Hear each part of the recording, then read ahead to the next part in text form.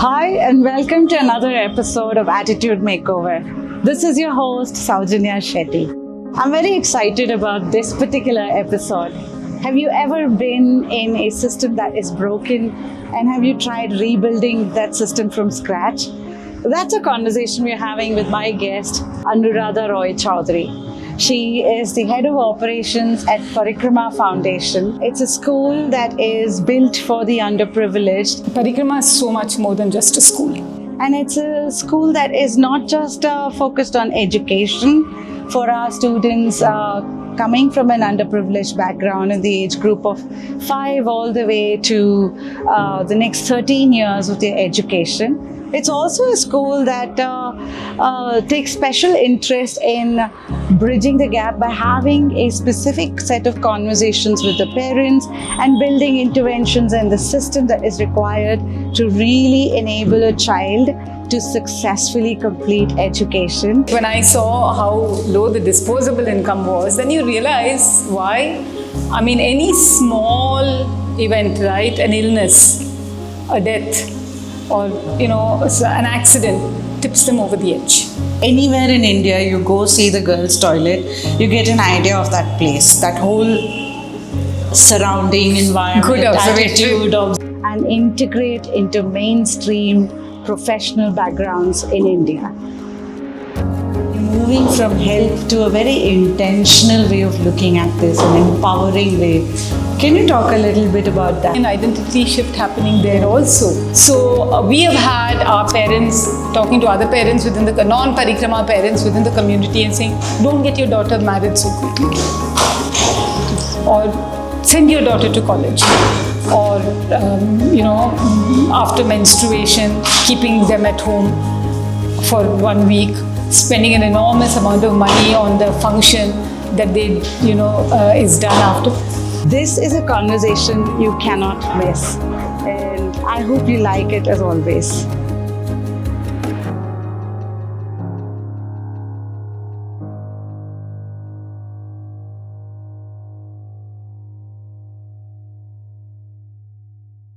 I want to start with your identity shift from research and data to this journey as heading operations for all of Parikrama. It's a very different journey, isn't it? So how did you go through the transition? What was it like? Okay, after 25 years of market research, and at some point, I was a little sick of selling data like potatoes and onions, bargaining, constantly with clients who said, okay, I can pay only this much. And after some time, I think a little bit of fatigue also sets in.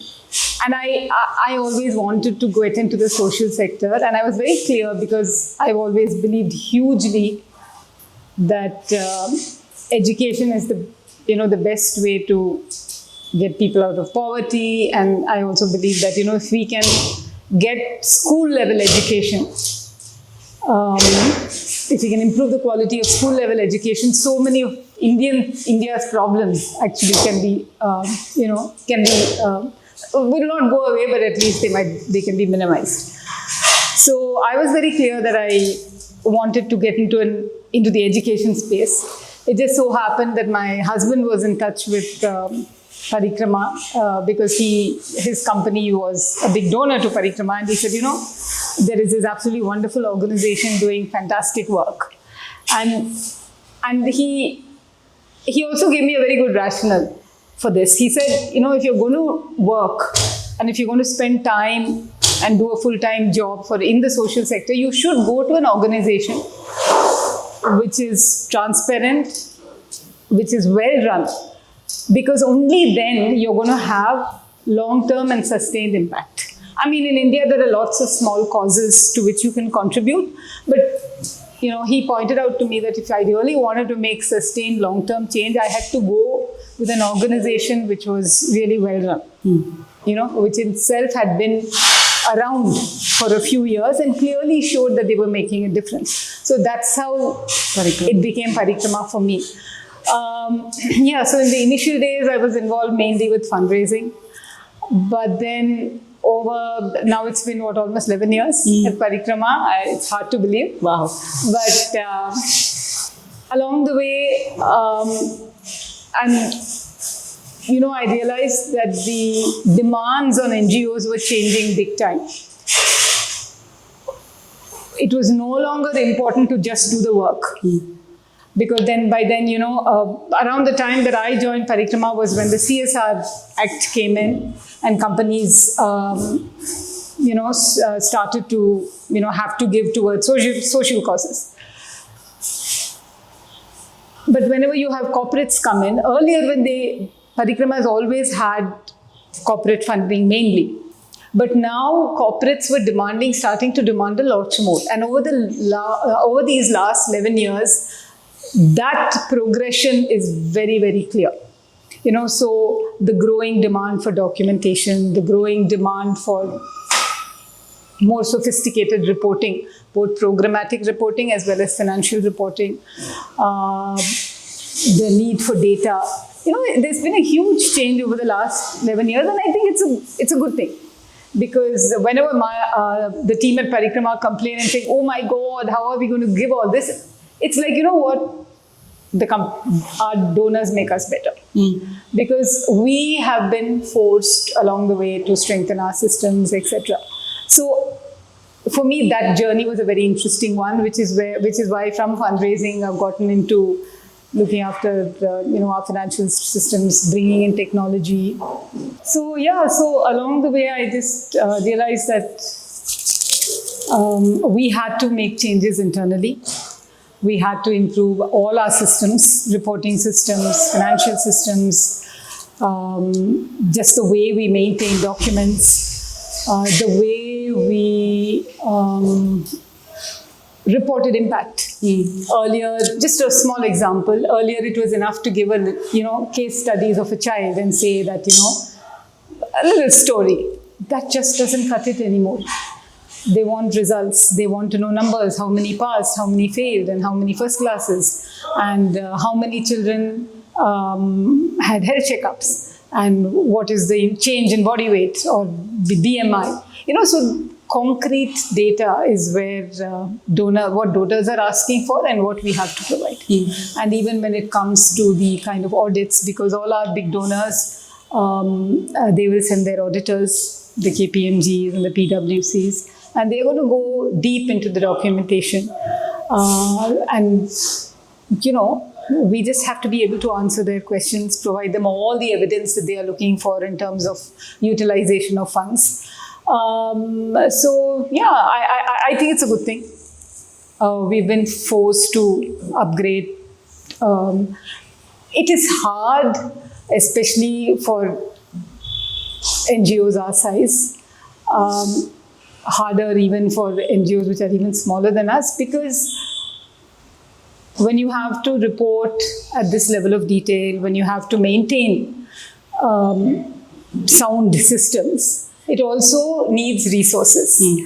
And it's resources are expensive. Constraint. Yeah, so we always face a resource constraint. But again, maybe it's not such a good thing, because we're just forced to be more innovative. And technology. And I think so I'm a big technology buff, because I really believe that when you don't have the resources, but you just have to do something, I think technology always gives you a way out. How did it change you personally, Anu?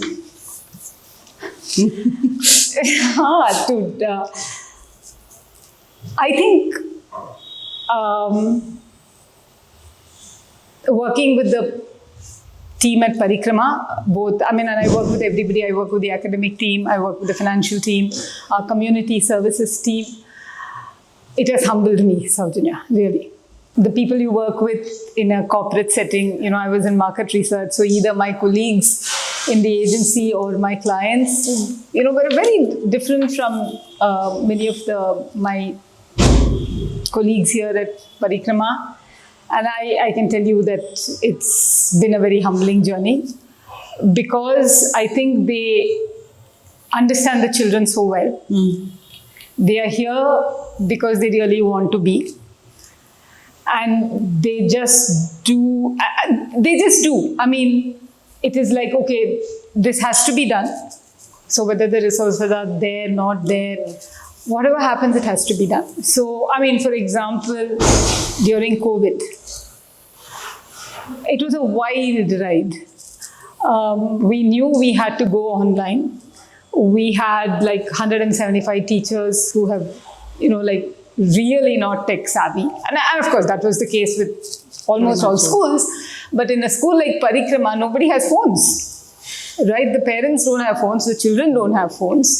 How are we going to do this? So starting from training the teachers, starting from reaching out to our donor database, bringing in phones. I mean, when in the US they were talking about learning pods, we were doing learning pods here. Why? Because we had to share the phones. To figure this out. We had to share phones. Yeah. So we had 2-3 children sitting together in one home in the slum community and sharing a phone and learning. And that's effectively a pod, right? Mm. So this is a team that is just amazing in what they can pull off. So for me, I think it's been humbling. So this is more purpose driven than something else driving you. Also, I think working here, somewhere you have to subsume your sense of self. Because when you're in corporate, whatever you do, you're doing it because the company has to do well, but ultimately it's because it reflects on you. Mm. And ultimately it is because it all results in your own personal trajectory going upwards, right? That's not the case here.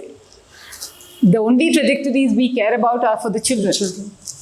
And so you do whatever you have to do, keeping that in mind. It's not that I'm here because I want to get promoted, and it's not just me, right? Everybody here is not here for that. They are here because we want the children to do well. So that is the biggest difference. Wow. So Anu, from when I've known you, you've been working with data. And the last time I met you, you spoke about having this data that cuts across a child's journey. I want to start with one question. The data that you're exposed to the awareness that we have on the outside of what really happens, how much of a difference is that? So, at Parikrama, we have longitudinal data on all our children, right? So this data is both, of course, their academic data. Then we do health checkups with the children every year, so their health data. Then all the data in terms of what are the extracurricular activities, so that we know what is each child's interest and what they're really good at. Then there is a lot of data on the parents, because we've now started a biannual family survey, which can throw up some amazing insights about the families that our children come from. So in the family surveys, we ask questions on, their quality of living, their own health, their work, the kind of work that they do, the assets that they have, are they taking loans, so there's a range of data, and it really, we just completed the most recent one, and in fact I was presenting the data to this team at Parikrama. And so, on the surface, like one of the small things is that today incomes in urban settings, in urban slums, can be surprisingly high, or at least what we might think is high. So average incomes might be 35,000-40,000, which doesn't sound very low. A lot of the mothers are also working. But then, I added one question in the last 2 rounds, which is, what is your actual disposable income? By that I mean, after all your basic rent and food and all that is taken care of. And I found that disposable income can be as low as little as less than 2,000 a month. And these are households which have no educational expenses, because the entire experience at Parikrama for 13 years is free. So, I mean, like when I saw how low the disposable income was, then you realize why. I mean, any small event, right? An illness, a death, or, you know, an accident tips them over the edge. The whole family. The whole family. So so the data is helping us understand the families better. I mean, the CDS team already has a very good idea, but I think the larger, and also equally important, it helps us to talk to our donors, about the kind of families that we are supporting and the kind of help that they need. So, for example, because we realized that, it takes so little to tip them over the edge. Now, last month, we got everybody registered on Ayushman Bharat. Okay. So that if there's need for surgery, etc., they can't afford other insurance. So even from the academic perspective, for this academic enrichment program that we started last year, first time, it meets many of the objectives of the summer camp because it helps keep the children safe for longer. It runs from 4 to 5:30 for children from class 6 onwards. But what we were able to do was also look at the data very objectively in terms of assessing the impact of this after-school program.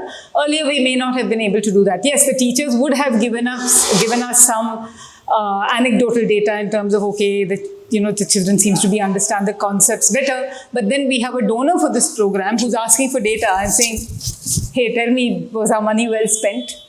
How do you know this worked? And while a few anecdotes are good, they are looking for data. So we were actually able to say that, between, say, the first summative and the second summative, this was the difference. And we didn't see the same difference last year. So it's like a control group last year compared to this year. And also, we are able to go subject by subject, how the children have done, school by school, so that the senior academic team can also pinpoint, okay, which after school academic teacher seems to have done really well, not done well. So it also feeds into the teacher evaluation, the program evaluation. So, I mean, data is absolutely critical today. It feels like a proper system. So there is a system where there is the child, which is at the center, but you've not just taken the child, you've also taken the parent and the school.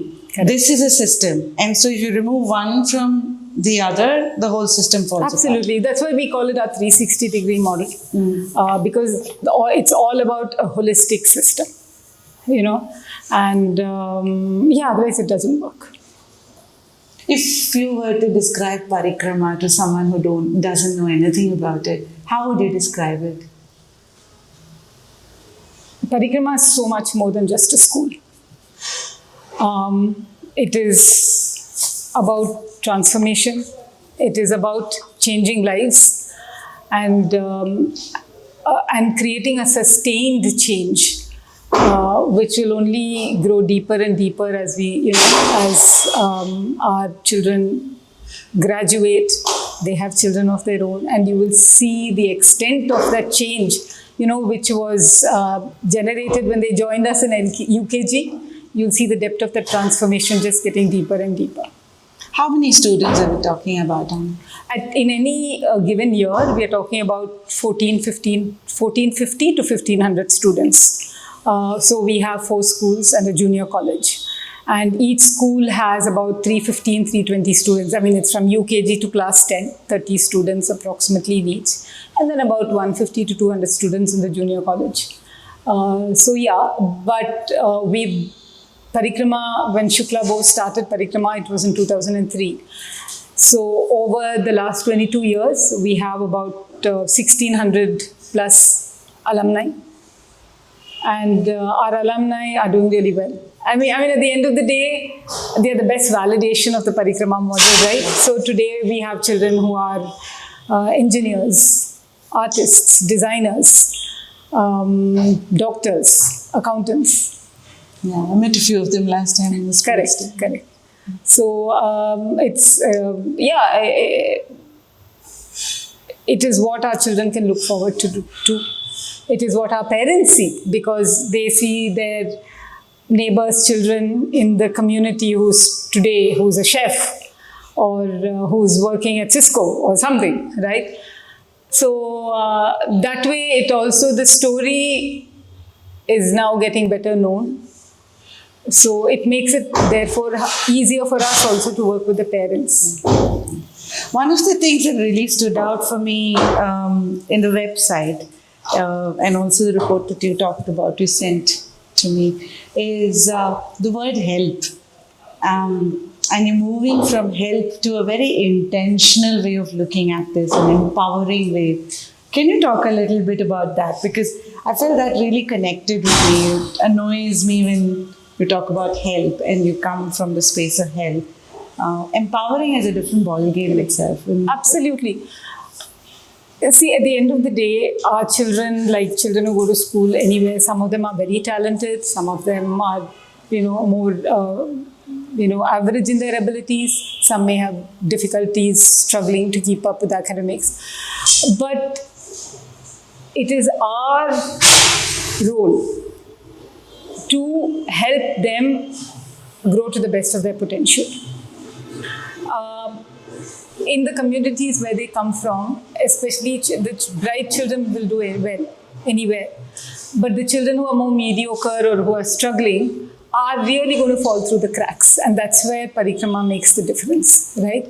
So it's empowering, it's about empowering each child to grow to their potential and be the best they can be.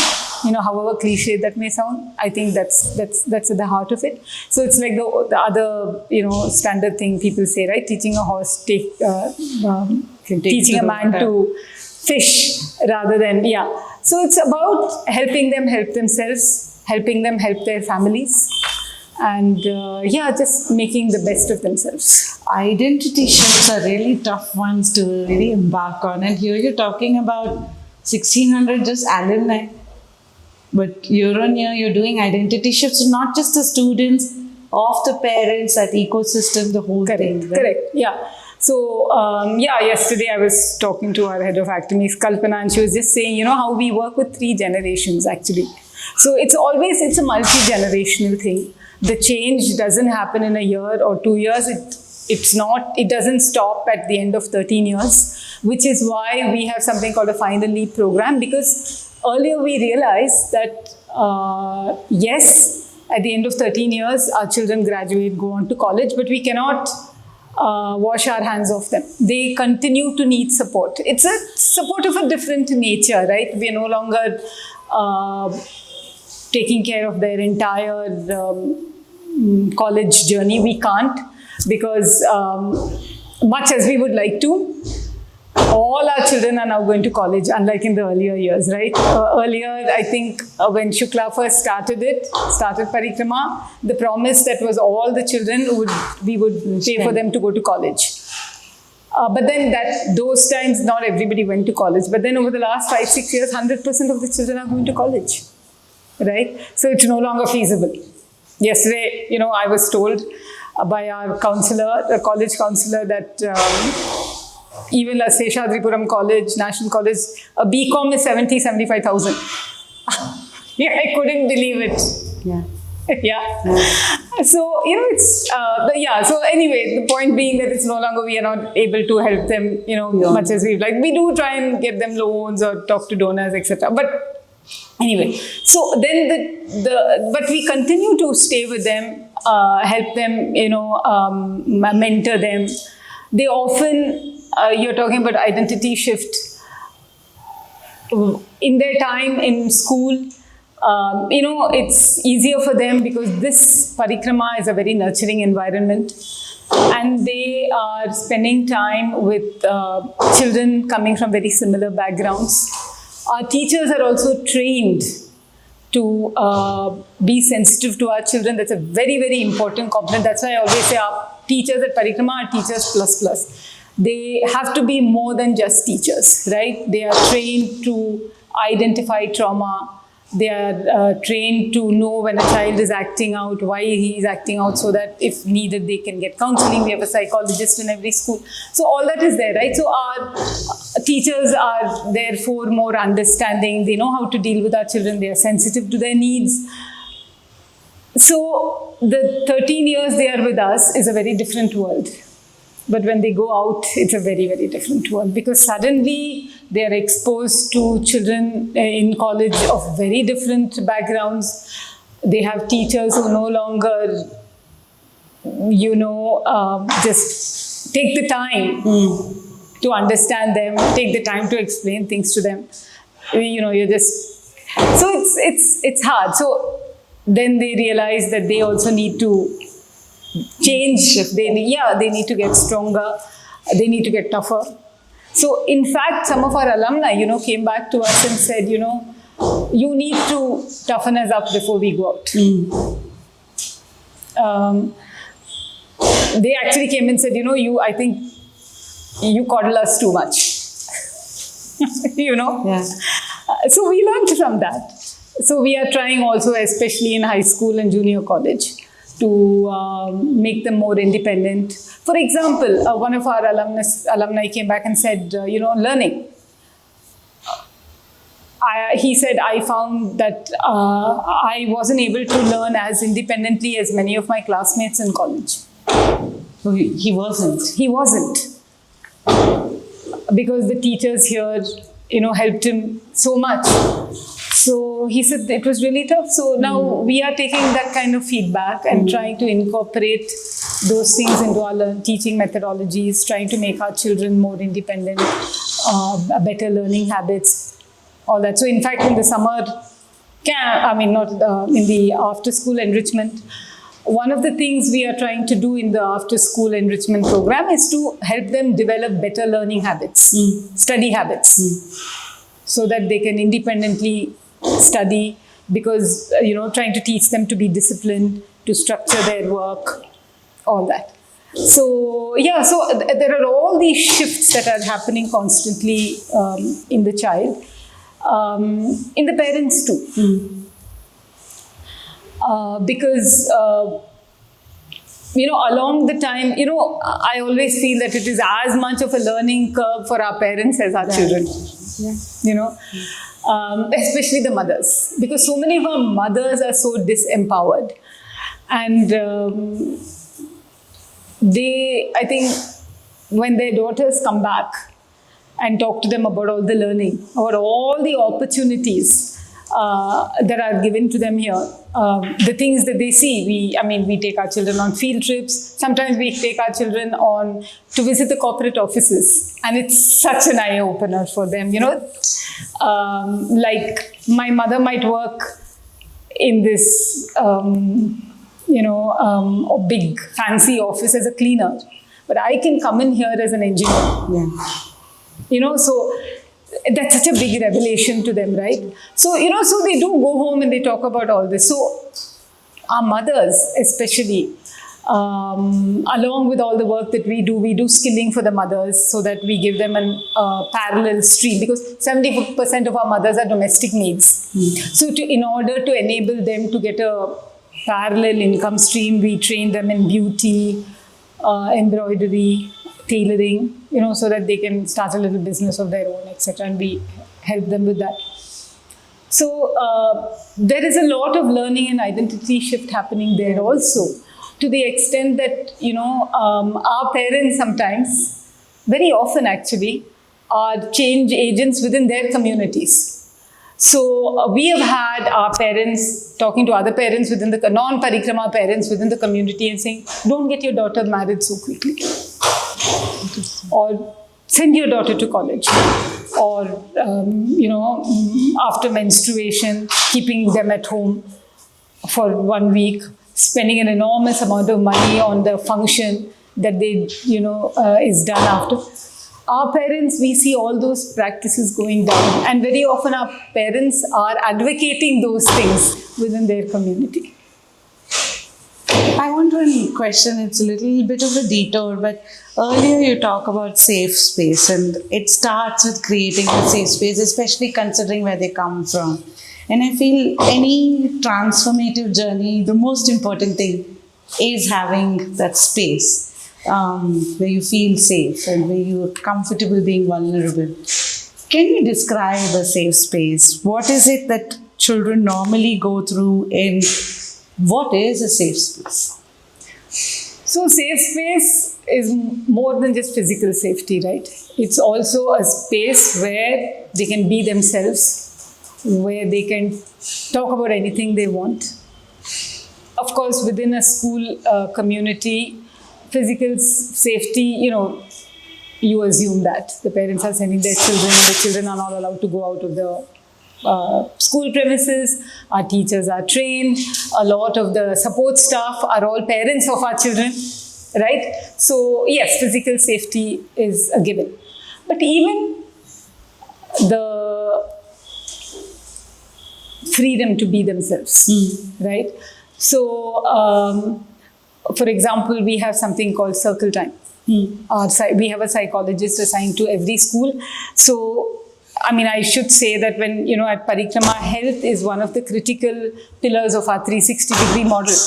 But when we talk about health, it's not just physical health. Yes, we have a physical health checkup. We have a physical done at the beginning of every year. But mental health is as big a part of health. And I think it's really important for our children because so many of them, especially, come from very traumatized homes. Fathers being alcoholics, there is abuse, there is violence, there are abandoned mothers. It's a host of problems, right?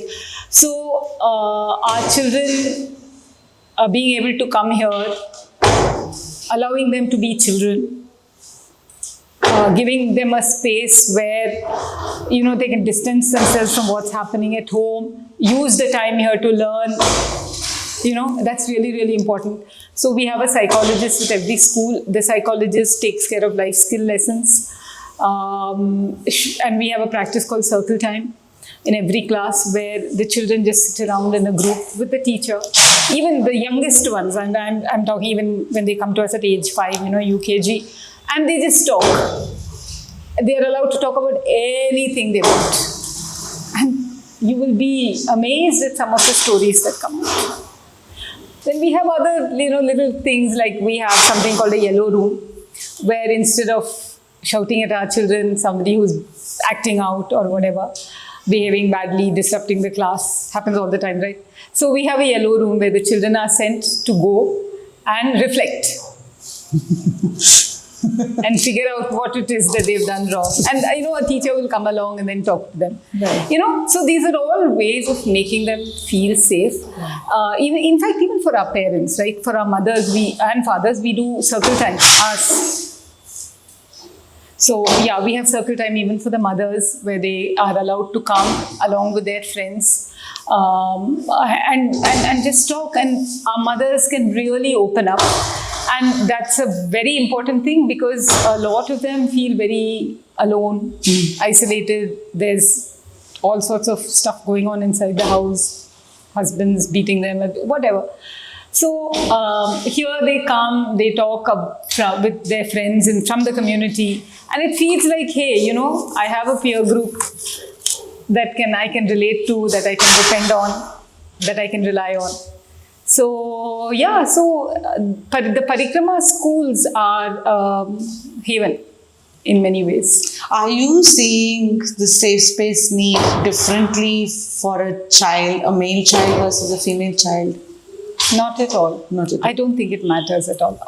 At Parikrama, it's always been about gender equality. In fact, it's, I think, 52% girls and 48% boys. Right?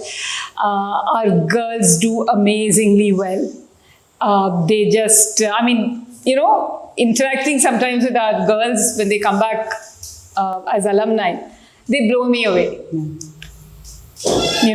So, and that's only because from age 5, we make no difference whatsoever in anything.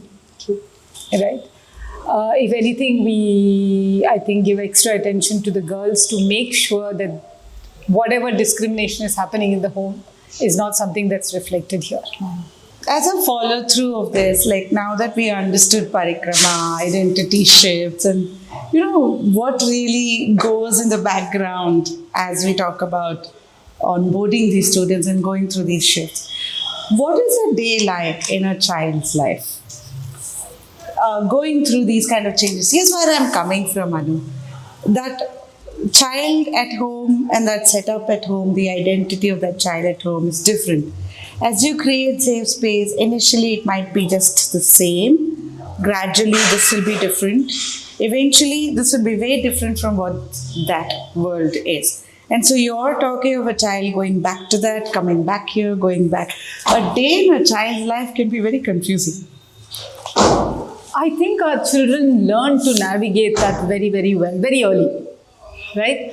And it's a very conscious decision that we run schools which are not residential schools. It's very important for the child to go back to the home because the child is the change agent within the family. The point is not to disassociate the child from the background that he or she comes from. The point is to have the child grow and grow the family with him or her, and the whole family grow the community. Right? It is not so. It's a long chain. So the children, I think, manage that very well. They learn early, and eventually, they, like I said, they take back what is learned here back to the home. Along the way, the parents also get used to it. So the parents are actually looking forward to knowing, what the child is doing. They want to know. So we have, for example, more than almost 100% attendance in our PTA meetings. And like I said, because we do so much work with the parents become a very integral part of the school. So they attend, we had our annual day last weekend, right? All our parents come. We have buses, we bus them into Chaudaya and we take them back. Because they are a very essential part of this experience. So, because the parents are also there, so the divide is not as sharp as you might think. We have picnics for the parents. Interesting. We have a Women's Day. My running group has a sari run for women. Every year, Parikrama mothers attend. They look forward to it. So this year, 200 of our mothers, 50 from each school, attended this, the sari run. So my point is really that the parents are also a part of the school. We strive hard to make them a part of the entire experience, so that it's not this and that.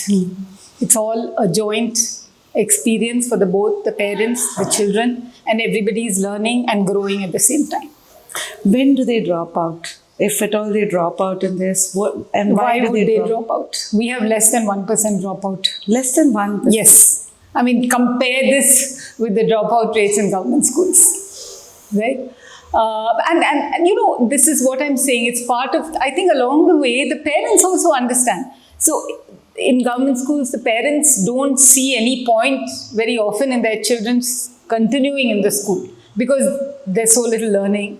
And even if there's learning, the parents don't understand it. But here, because it's all a cohesive, we try to make it a cohesive unit. The parents, the children, they know that it makes no sense to take the child out. And along the way, they're learning, so they realize how important it is for their child to stay on.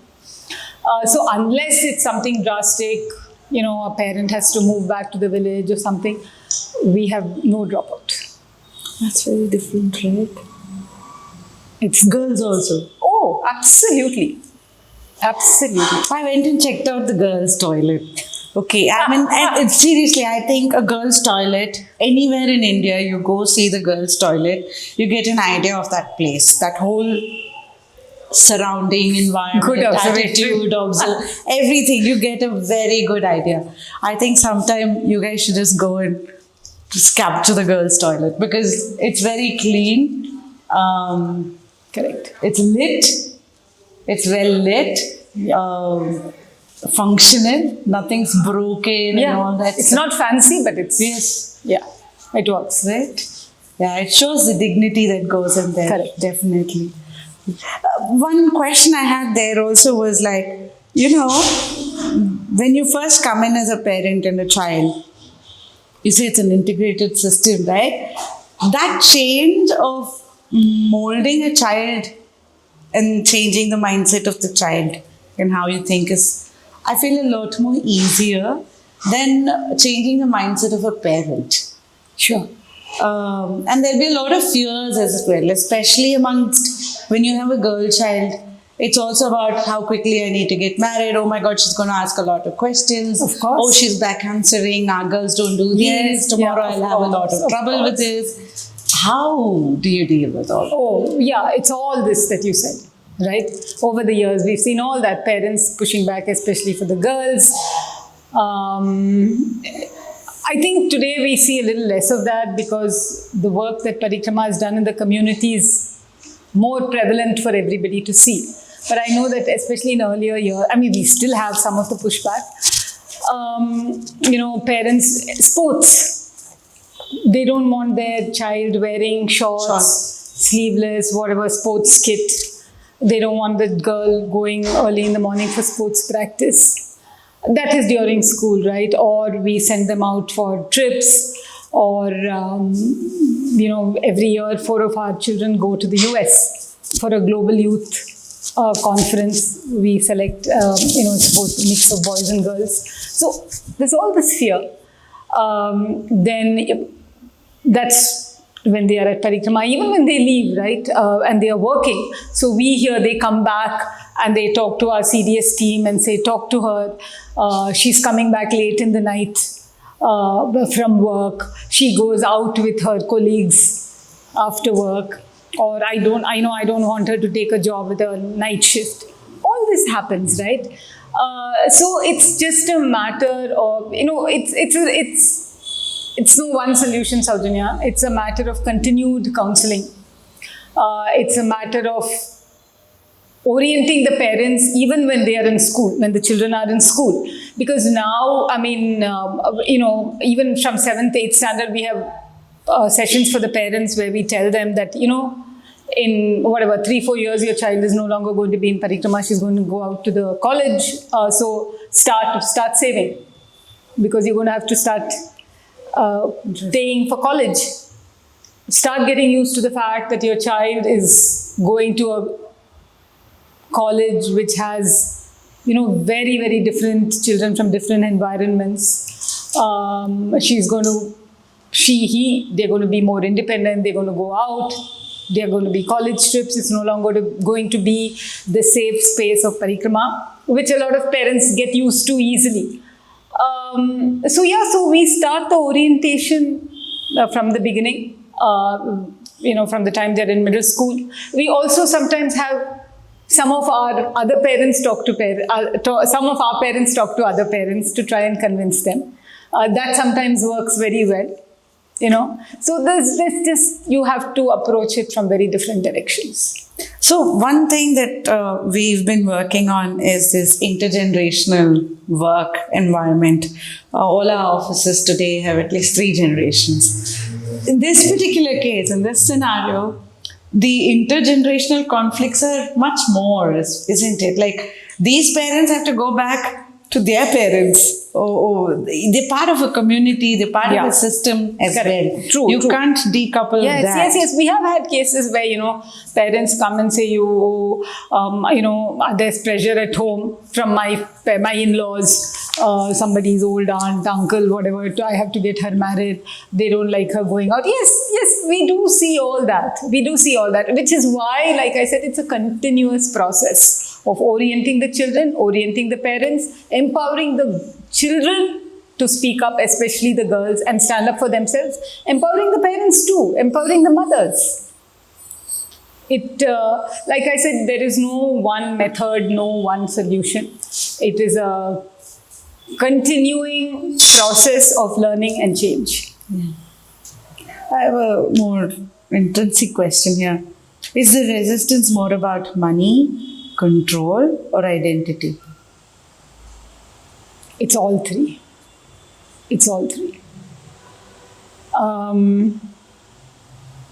What do you mean by resistance in terms of money? But I've seen whenever we talk about change, I work in individuals going through change. There's a resistance. There's a resistance from you. There's also a resistance from your circle because there's a way in which we have got all accustomed to how the system works. And when you change, you're changing how we should be acting or reacting to you. So there's a resistance to that as well.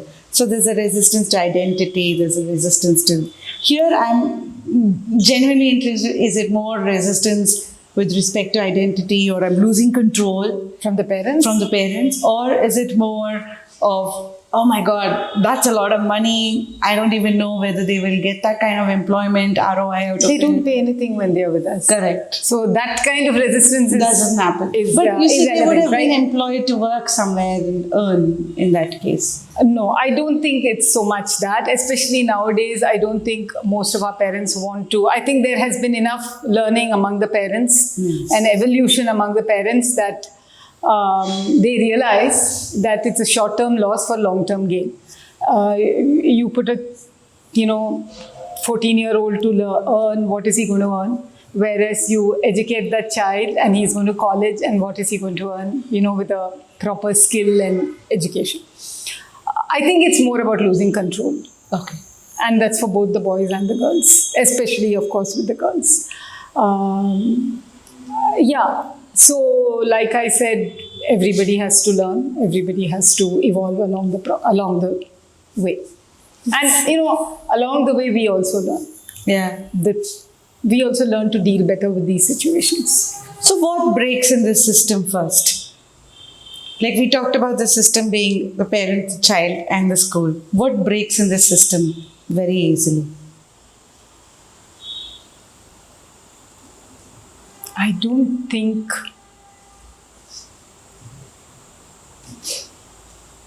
No, I don't think any of them really. I mean, you do have isolated incidents.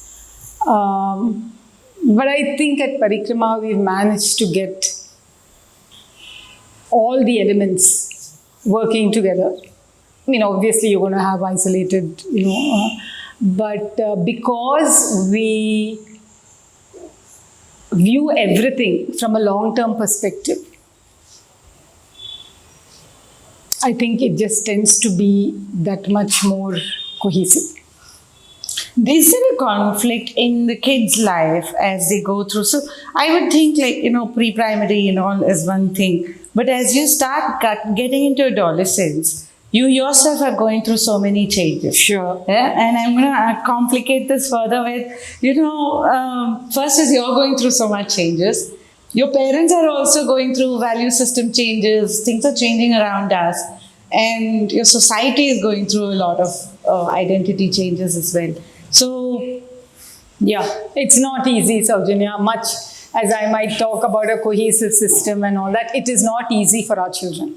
It really is not. And like you're saying, every day going back, our children love being in school. They love being in school. That's why our attendance is always 90% plus every day. Yeah. So it's not easy. I mean, I did talk about cohesive and, well-balanced systems and all, but at an individual level, children, they do have hard times going back home. And you're absolutely right when you say that as the children grow older, along with all the issues caused by adolescence, interacting with their environments, with the other children in the communities who are not at Parikrama, it can be very, very difficult. Yeah. And we do see a lot of issues, romantic liaisons. Oh my God, starting from class 9 and 10. But then, you just treat them as children. You treat them as you would view your own children, and you counsel them, and you hope that they will take it on board. When things become, you think they are escalating a little bit, you call in the parents. We have psychologists, we have family counseling, individual counseling. So, we have many arrows in our quiver, so to speak, and you try everything. So, one question here before we end this section.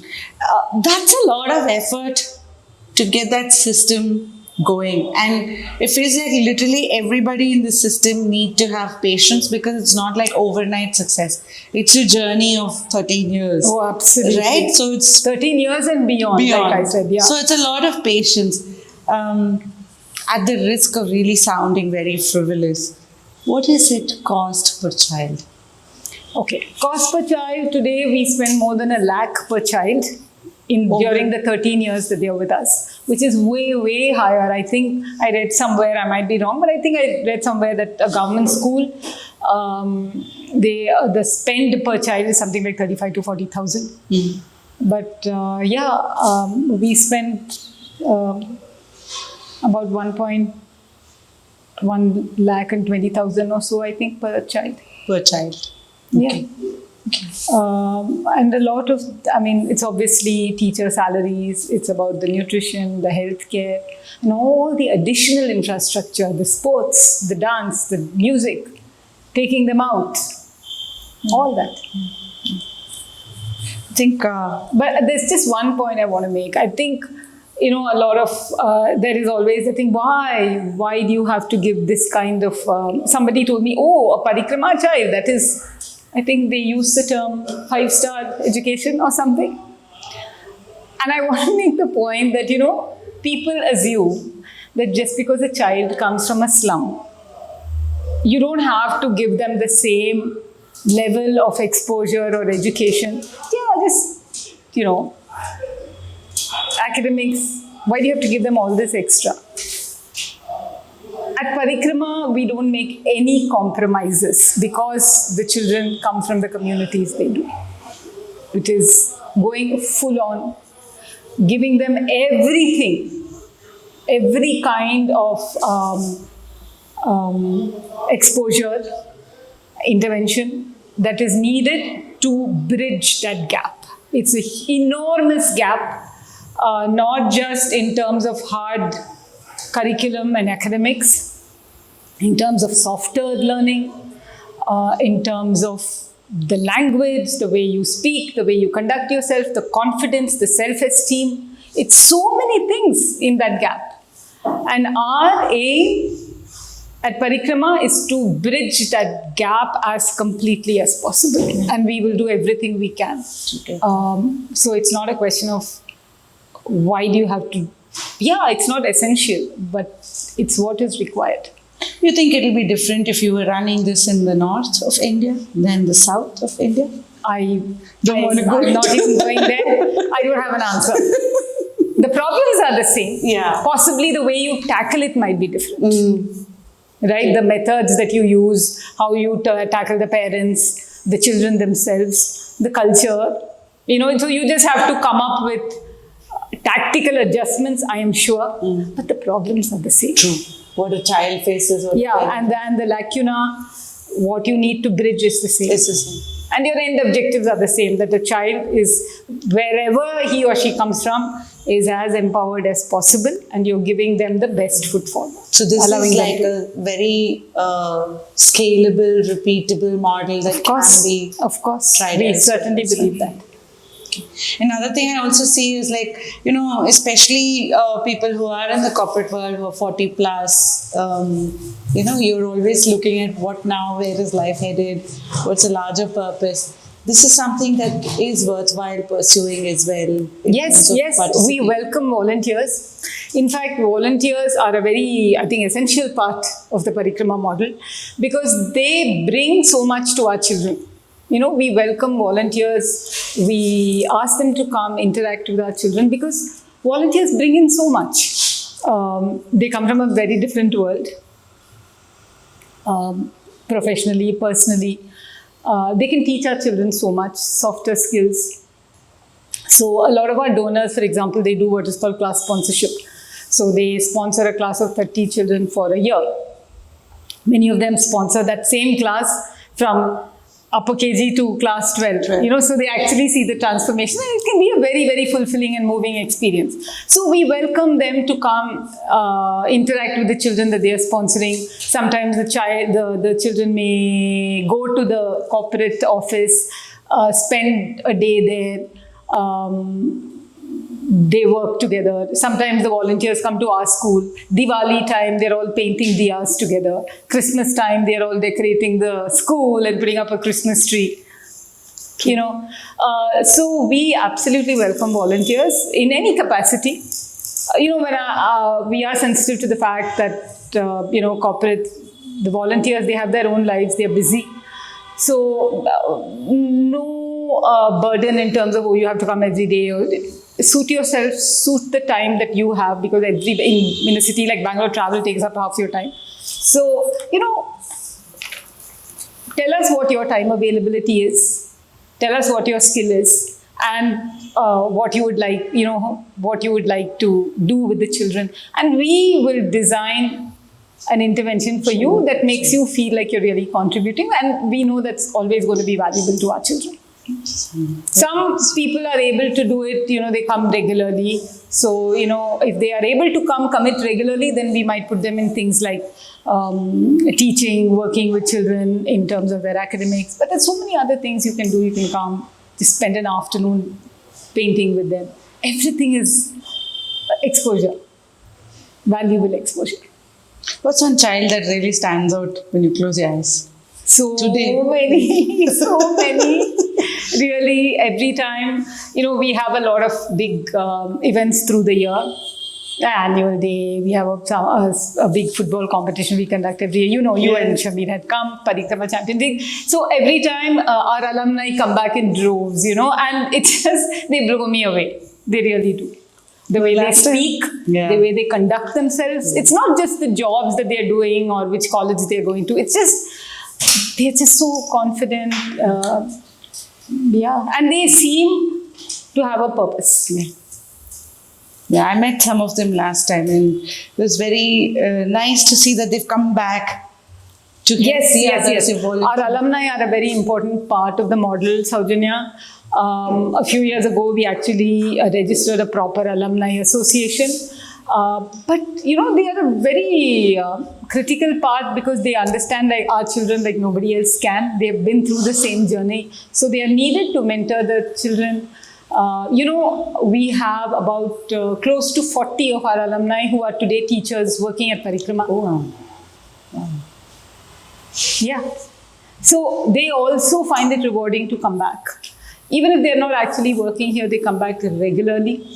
And again, me being as data crazy as we have a alumni database, because it's important to know what they're doing, what have they studied, what kind of job do they have, what are they earning. So I know this part has always been of personal interest for me, because ever since I embarked on this journey with Attitude Makeover, identity shifts, I have come to understand all of us go through.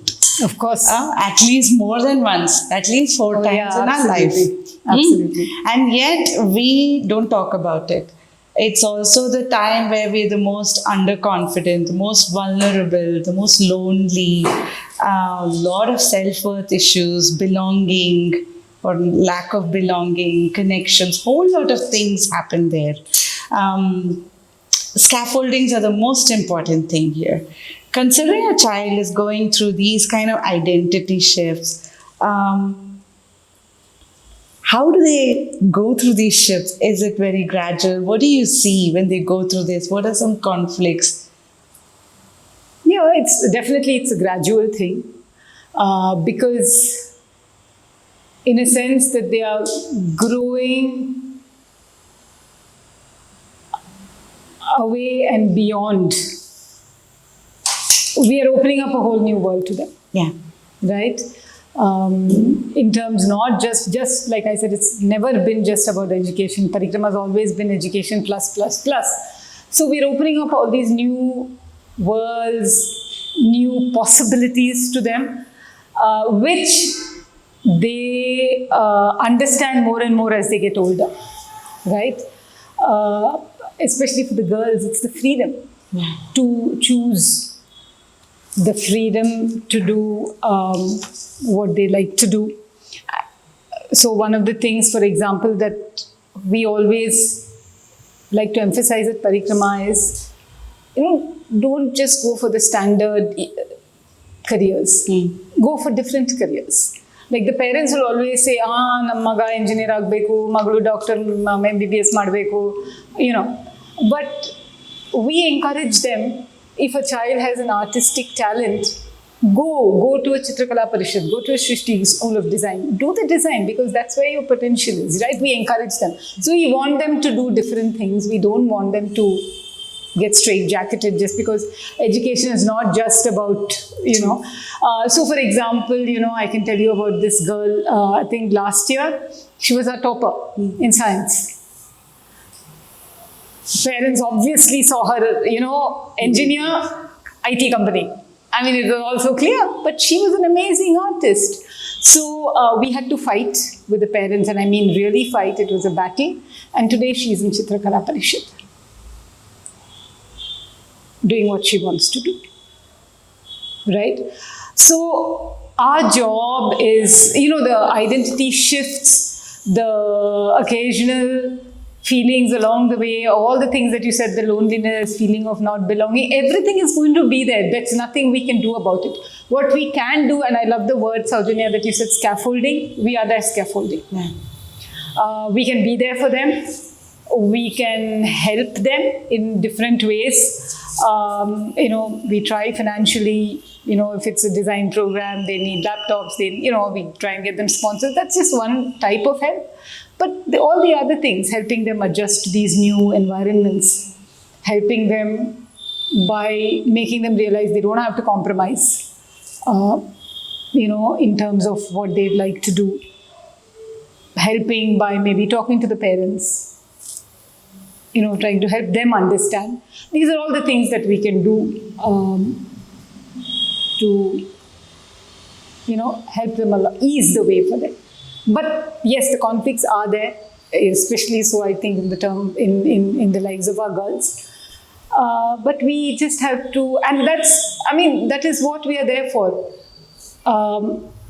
The education, everything at Parikrama is about helping them, giving them the strength, giving them the resilience to overcome and deal with all these, ready for the world.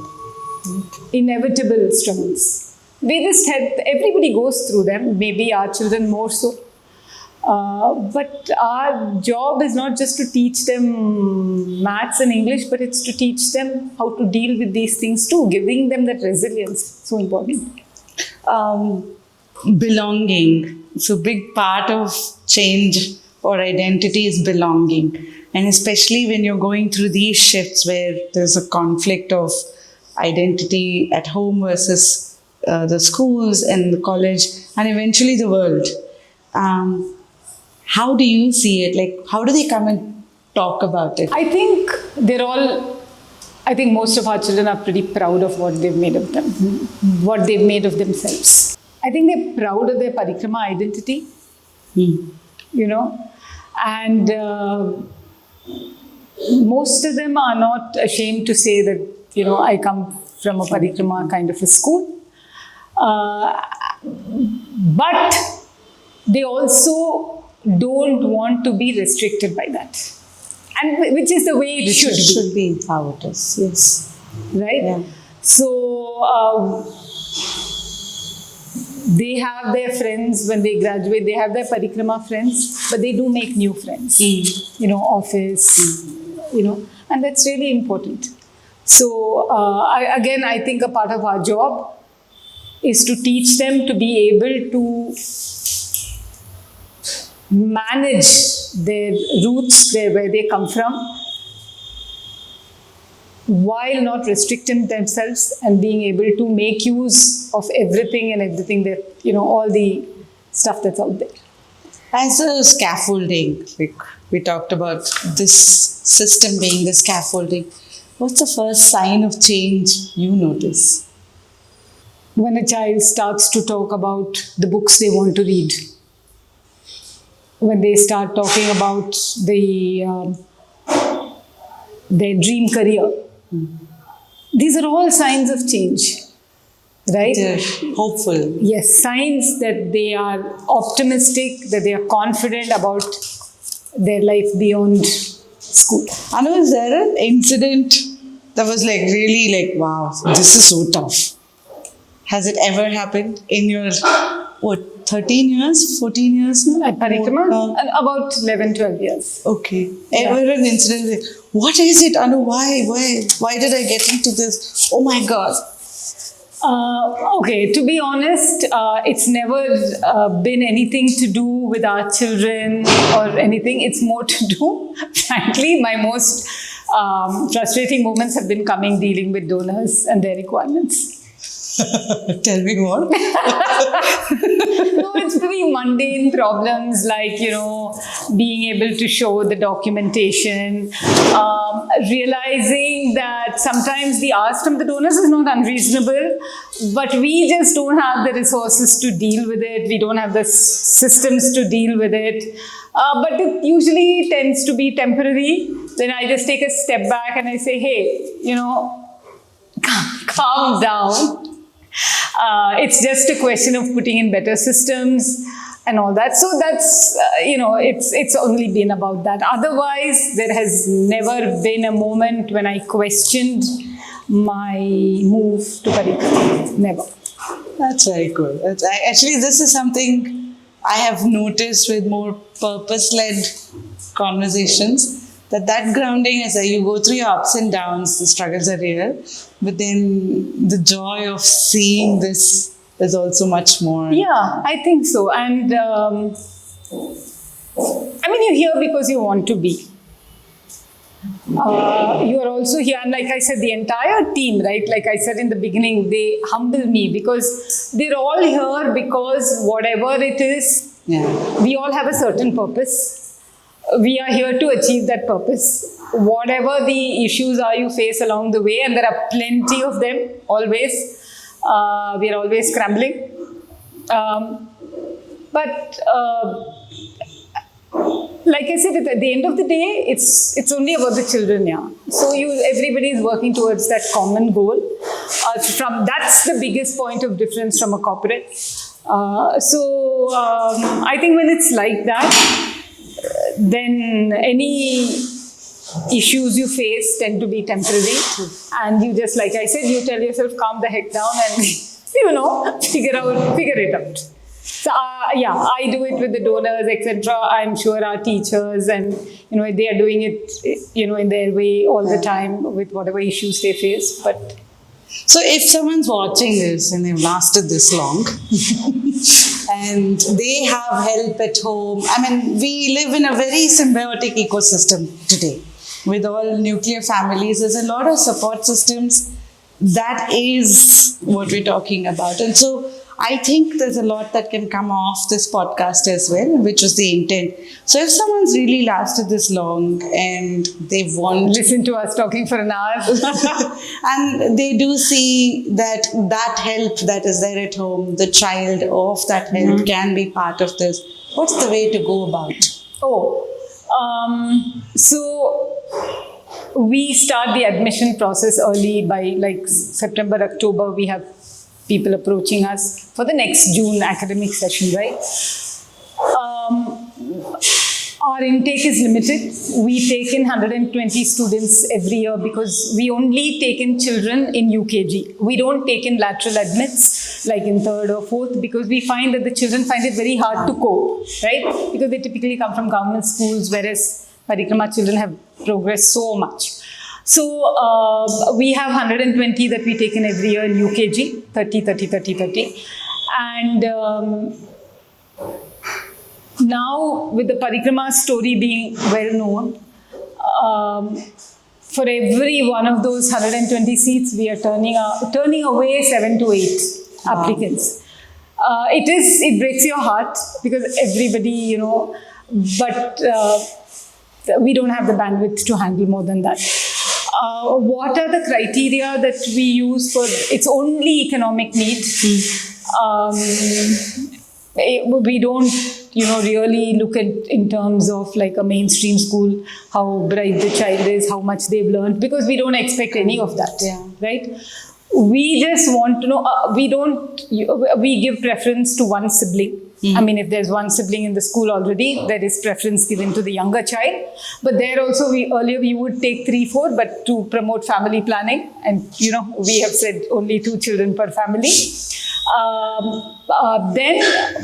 Also, we don't take in children with very severe physical or mental challenges, because we we are not equipped to handle them.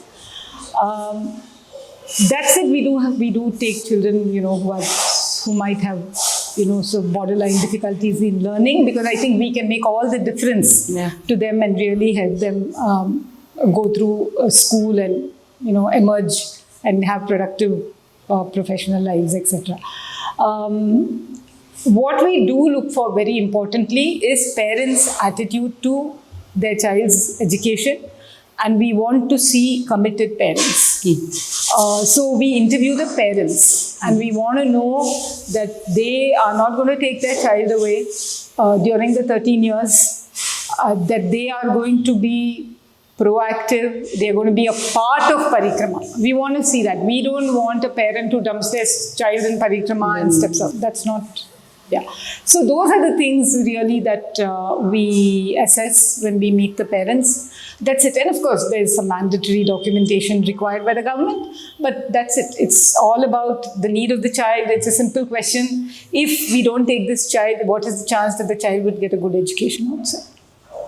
If you were to look back and talk to the Anu who was not part of this world 20 years back, probably it's a different bubble that Anu was in. What would you tell her? I think today, compared to then, my comprehension of how fortunate I am have been in everything in terms of the education, both the curriculum-based education as well as all the softer inputs that I've always taken for granted through my life. How fortunate I have been in getting all that. And also, I think the other thing that I wouldn't have realized 20 years ago is just the intensity of that gap that exists. 20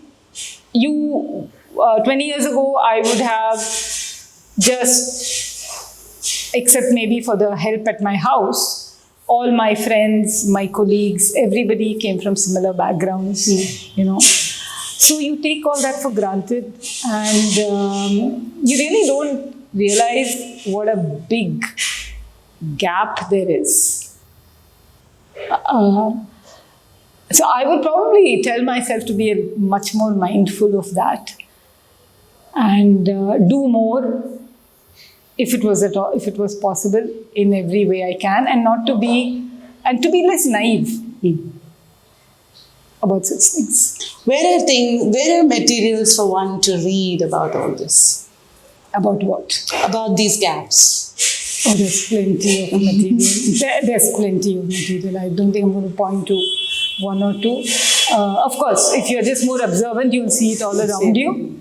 But there's plenty to read. There's enough data to show what the gaps are like. And I think one of the things I also want to emphasize is that it's not just about schooling. If that was the case, so many of our children who go to government schools, there are many good government schools also out there, but it's so much more than that. The lacuna is in terms of confidence, self-esteem, having the skills to negotiate different social situations. All that can only come with early exposure to a variety of stimuli, interventions. So I think that's really where we need to pay a lot of attention. What does attitude makeover mean to you? I think your podcast, Saujanya and I have seen a few. I think it's wonderful the way you focus on, you make us, I think about and talk about things that we don't normally do. You know, many of them might be uncomfortable, sensitive, but it's important to get such things out in the open. And I think that's exactly what you're doing. Thank you so much. Thank you. You've always been, I think when we met there and we were introducing, this is something I noticed in this generation. I was talking to my daughter, and so she was talking about how this generation, compared to us, while we were growing up, we had role models because we were limited to our books. And books always projected our role models in the most beautiful and perfect way possible. Right.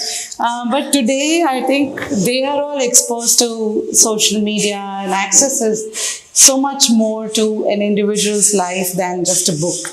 And so you're seeing the good side, bad side, ugly side of everybody. So role models as such, the concept of it itself is fundamentally changing.